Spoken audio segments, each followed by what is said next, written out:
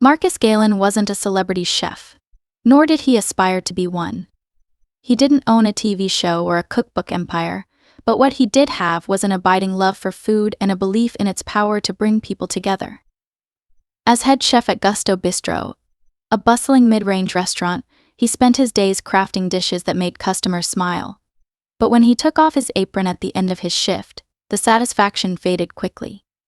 Bills loomed, his cramped apartment felt colder than usual, and dinner often consisted of scraps left over from the kitchen. One evening, as Marcus walked home under a drizzling rain, he noticed a line of people gathered outside a small homeless shelter. The shelter was squeezed between a car repair shop and an old laundromat, its faded sign barely visible in the dim streetlights. Despite the rain, the people waited quietly, many clutching plastic bags filled with their few possessions. Marcus had always passed by without much thought, but something about that evening made him pause. His eyes lingered on an elderly man sitting cross-legged, shivering under a threadbare blanket. That night, Marcus couldn't sleep. His thoughts kept returning to the people outside the shelter. He thought of the endless plates he served daily, the food left untouched by customers, and how a single meal could make all the difference to someone in need. By morning, he'd resolved to do something about it. On his day off, Marcus headed straight to the grocery store with a tight budget in mind.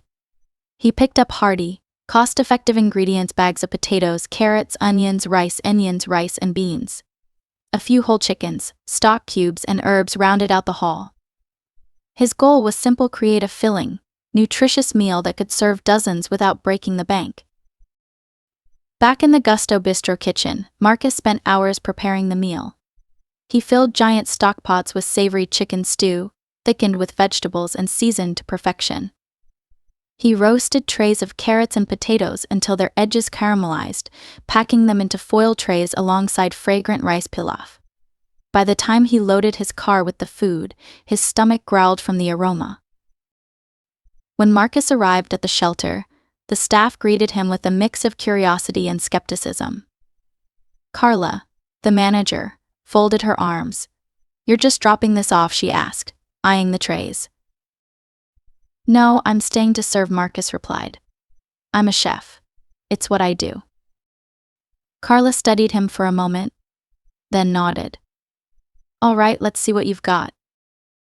Marcus set up in the shelter's small kitchen, where the equipment was battered but functional.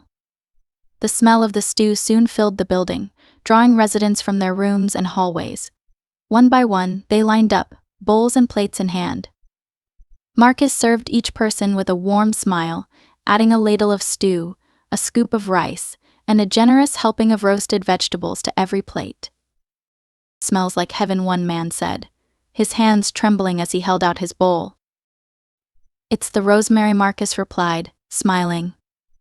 "Gives it that little extra kick." The room quickly filled with the sounds of clinking utensils, laughter, and conversation. Marcus moved between tables, checking on everyone and offering seconds. He listened as residents shared their stories: a young mother escaping an abusive relationship, an older woman who'd lost her home to medical bills, and a man who hadn't had a home-cooked meal in years. Each story stayed with Marcus, cementing his resolve to continue helping. By the time everyone had eaten their fill, Marcus felt a deep sense of fulfillment he hadn't experienced in years. Carla approached him as he packed up the empty trays. "You've got something special, chef," she said, her voice soft but earnest. "This isn't just food, it's hope." Marcus smiled but shook his head modestly. "It's just a meal. Everyone deserves one." "Well, you're welcome back anytime," Carla added. "We could use more people like you." And come back he did. Every Sunday, Marcus spent his mornings shopping and his afternoons cooking for the shelter. He experimented with different menus: beef chili with cornbread, lentil curry over jasmine rice, creamy pasta with roasted squash. Each week, he saw the same faces light up with gratitude and new ones appear, hesitant at first, but quickly won over by the warm meals. As weeks turned into months, word began to spread about the chef who cared. Residents told their friends, who told their friends. and soon the Sunday meal became the highlight of the week at the shelter. Carla noticed a shift in morale. People seemed more hopeful, more willing to talk about plans and possibilities. For Marcus, the work was exhausting but deeply rewarding. He didn't mind stretching his budget to buy groceries or spending his one day off in a hot kitchen. What he didn't know, however, was that his quiet acts of kindness were about to attract attention far beyond the walls of the shelter. It was another bustling Sunday at the shelter. Marcus, as usual, was running the small kitchen like clockwork, coaxing maximum flavor from modest ingredients. On the menu that day was a fragrant turkey and vegetable stew, paired with fluffy biscuits he'd baked from scratch and a colorful side of sautéed greens. He moved with practiced ease, chopping, stirring, and tasting as the kitchen filled with the rich, comforting aroma of the meal. The shelter residents were already forming a line outside the dining area. Carla had started jokingly calling it Galen's Bistro, a nickname that stuck with both the staff and the people they served. Though Marcus often chuckled at the name, he found it humbling. The makeshift dining space, with its mismatched chairs and long, scarred tables, didn't resemble his restaurant, but in a way it felt more real, more meaningful. "Marcus? We've got a lot of folks today," Carla called from the doorway. "Think you've got enough?" "Always," Marcus replied, ladling stew into another massive serving pot. "No one's leaving here hungry." He adjusted his apron and opened the serving window, ready to begin plating. Residents shuffled through, offering thanks as Marcus heaped generous portions onto their plates. He responded with a kind word or a quick joke, keeping the atmosphere light and welcoming. Halfway through the line, Marcus noticed a well-dressed woman and a man in a sharp suit standing near the entrance. The woman's tailored blazer and confident posture made her look out of place among the shelter's usual visitors. She was observing everything: the staff, the residents, and most of all, Marcus himself. Carla appeared by his side, her voice low. "That's Emily Van, CEO of Gusto Bistro's parent company," she whispered. "What's she doing here?" Marcus blinked, momentarily stunned. "I have no idea," he replied, quickly serving another plate. His heart raced. Why was his CEO standing in a homeless shelter on a Sunday afternoon? He hadn't told anyone at work about his volunteer efforts. Was he in trouble for using the restaurant's kitchen? The line of diners dwindled as Marcus continued serving, his focus divided between the plates and the unexpected visitors. Finally, with the last plate handed out, Carla gestured him over to where Emily and her companion were waiting. "Chef Galen," Emily began, her voice warm but measured. "It's good to meet you." "You too, Ms. Van," Marcus said, wiping his hands on his apron. "What brings you here?" "I've been hearing some incredible things about what you've been doing," she said, glancing around the shelter. "Cooking meals for this shelter every week, paying out of your own pocket, using your skills to give back to the community. It's remarkable." Marcus rubbed the back of his neck, suddenly self-conscious. "I'm just doing what I can. It's not about recognition, it's about helping people." Emily smiled. "That's what makes it so impressive." Her companion, a man Marcus now recognized as a senior executive from Gusto Bistro's headquarters, handed Emily a tablet. She tapped it a few times before holding it out to Marcus. On the screen was a social media post that had gone viral. It featured photos of him cooking in the shelter's modest kitchen, smiling residents holding plates of his food, and a heartfelt caption by a volunteer named Denise. "You've become quite the inspiration," Emily said. "This post has over 1 million shares, and it's brought attention to the importance of addressing food insecurity in our communities." Marcus stared at the screen, feeling a mix of pride and embarrassment. He hadn't sought any of this attention, but seeing the impact of his work in such a public way was surreal. "I didn't do this for fame," he said earnestly.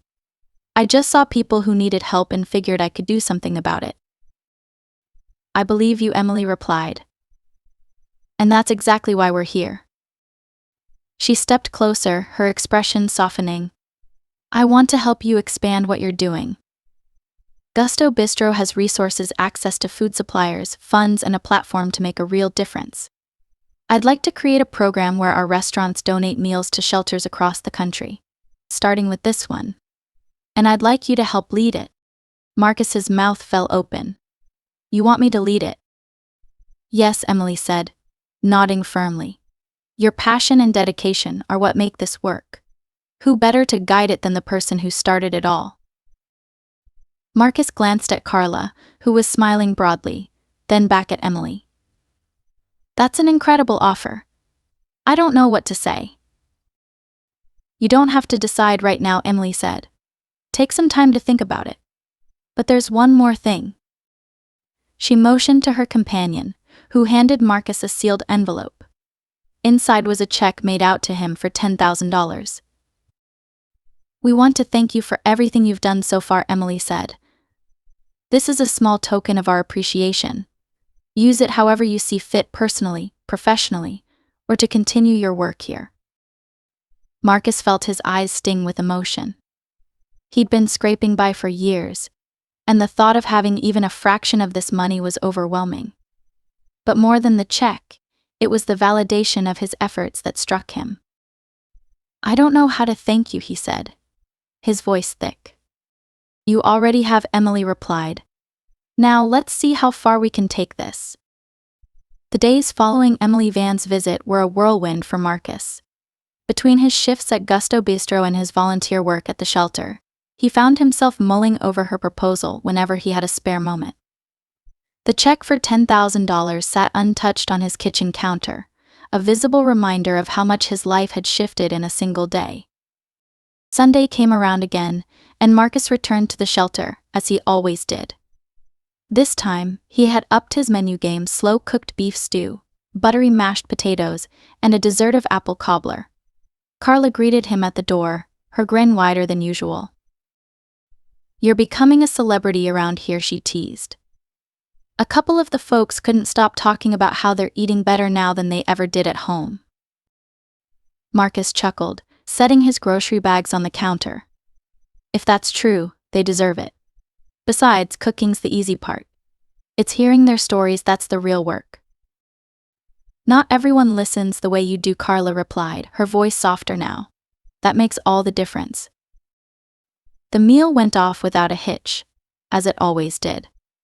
Plates were filled and refilled, laughter echoed through the dining hall, and even the shyest residents shared warm thanks as Marcus worked his way through the room.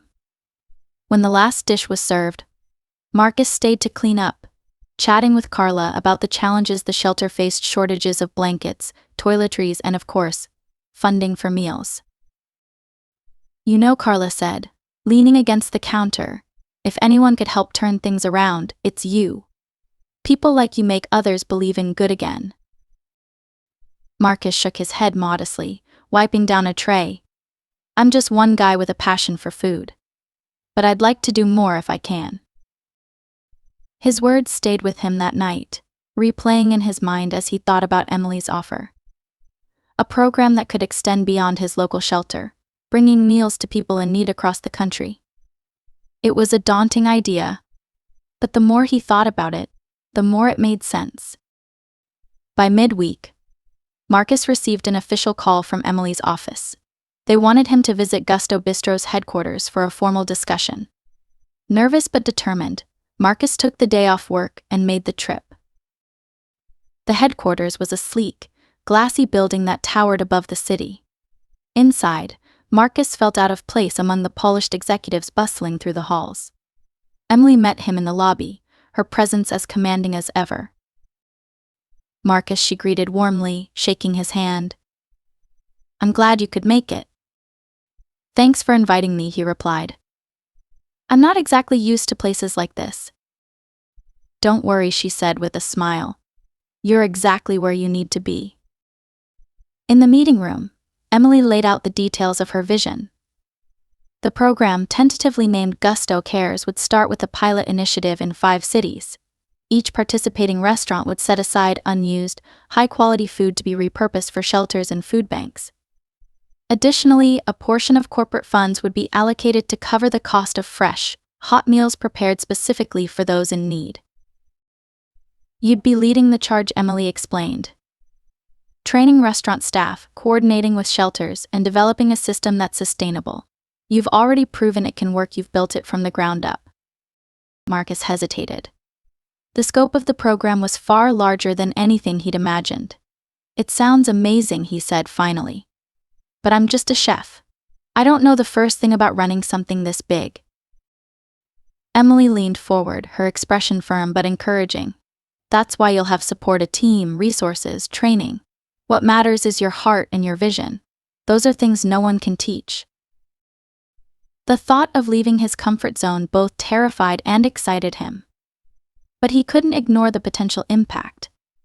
If he could help one shelter feed dozens, what could he do with the backing of an entire company? By the end of the meeting, Marcus agreed to a trial period.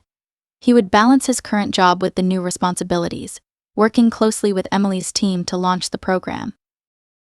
On his way out of the building, Marcus thought about the people he served every week: the elderly man who always asked for extra vegetables, the single mother who saved half her plate for her kids, the teenager who had started talking about his dreams of becoming a mechanic. This wasn't just about food, it was about giving people a sense of care and possibility. He clenched the check in his pocket, a resolve forming within him. It was time to turn his passion into something far bigger. The weeks that followed were a crash course in logistics, coordination, and advocacy for Marcus. While still managing shifts at Gusto Bistro, he worked late nights and weekends with Emily's team to develop the framework for Gusto Cares.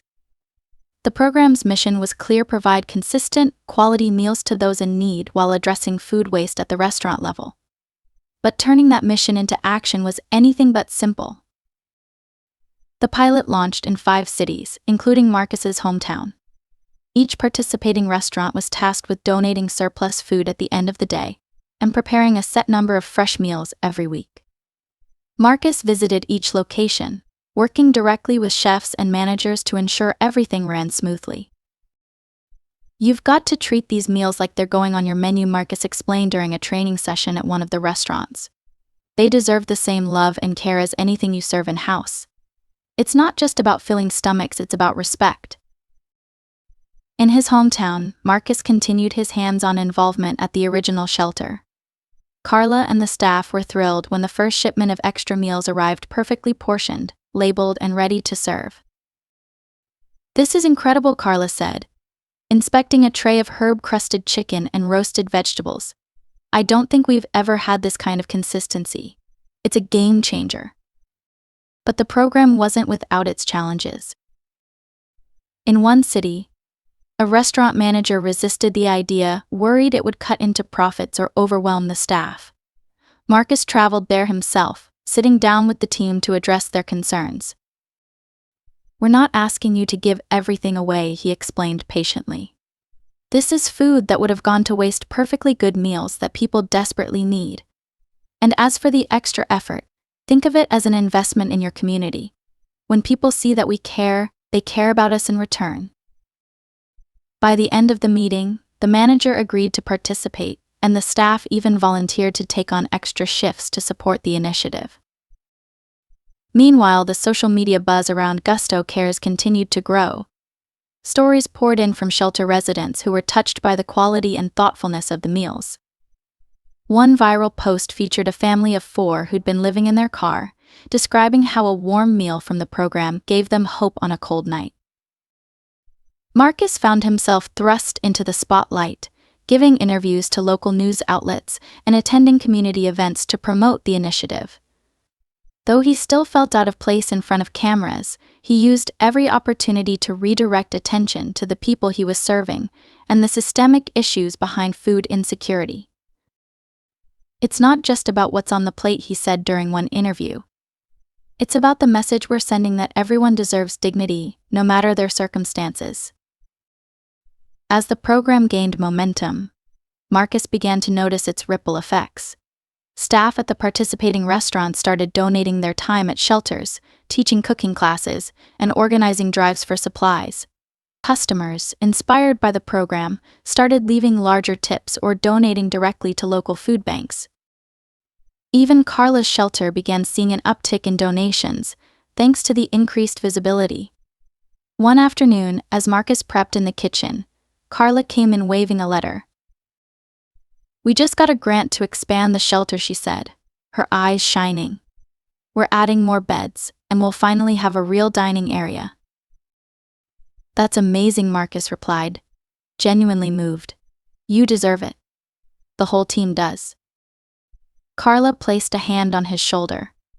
"We couldn't have done it without you, Marcus. You started something that reminded people we're worth investing in." One of the most poignant moments for Marcus came during a visit to a new shelter participating in the program. A young boy, no older than 10, approached him with a small, crumpled drawing.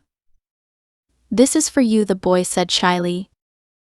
Marcus unfolded the paper to reveal a stick figure standing in front of a big pot, surrounded by smiling faces. Above it, in uneven handwriting, were the words, "Thank you, chef." Tears pricked Marcus's eyes as he knelt to thank the boy. Moments like these reinforced why he'd taken on this challenge, even when it felt overwhelming. By the end of the pilot phase, Gusto Cares had provided over 50,000 meals across the 5 cities. The success prompted Emily and her board to greenlight a national expansion, a prospect that both excited and terrified Marcus.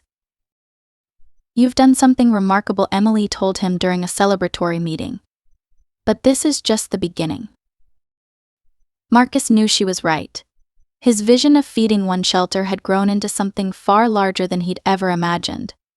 But with it came a deeper understanding of the power of community and the countless lives that could be touched by a single act of kindness. And he wasn't about to stop now. With the success of the pilot program under his belt, Marcus stepped into uncharted territory. The national expansion of Gusto Cares was no longer an idea, it was happening. The program aimed to roll out in over 100 cities, with plans to integrate into every Gusto Bistro location and beyond. Marcus's days became a flurry of meetings, shelter visits, and culinary innovation. But the heart of the program stayed the same: serve meals with care, dignity, and love.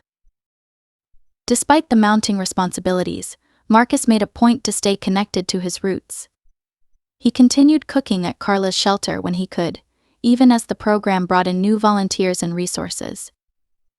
One chilly Sunday morning, as he prepared a batch of lentil stew, Carla stopped by the kitchen, leaning against the counter with a fond smile. "National Director?" "Ha," she teased. "Don't think I didn't notice the fancy title on your new business card." Marcus chuckled. "It's just a title. I'm still the same guy making stew for whoever needs it." "You're more than that, Marcus," Carla said. "You've turned this little idea into something people believe in. You should be proud of yourself." Marcus paused, stirring the pot thoughtfully. "It's not about pride. I want people to know they matter. That someone sees them." "And they do," Carla replied firmly. "Thanks to you." As Gusto Cares expanded, its impact grew in ways Marcus hadn't anticipated. Shelters reported a drop in food insecurity among their residents, and new partnerships emerged with food banks, community centers, and local farms. The program inspired similar initiatives from other restaurant chains, creating a ripple effect that stretched across the industry. One of the most rewarding moments came during a national event to celebrate the program's first anniversary. Held in a large park, the event featured food stations, live music, and stories from people whose lives had been touched by the program. Marcus, nervous but determined, stepped onto the stage to address the crowd. "I never set out to do anything extraordinary," he began, his voice steady but heartfelt. "I was just a guy with a passion for cooking who saw a need. But what I've learned is that even the smallest action, a meal, a conversation, a gesture of kindness, can create a ripple that changes lives." He gestured to the crowd. "This program isn't about me. It's about all of us: chefs, volunteers, shelter staff, and everyone who believes in the power of community.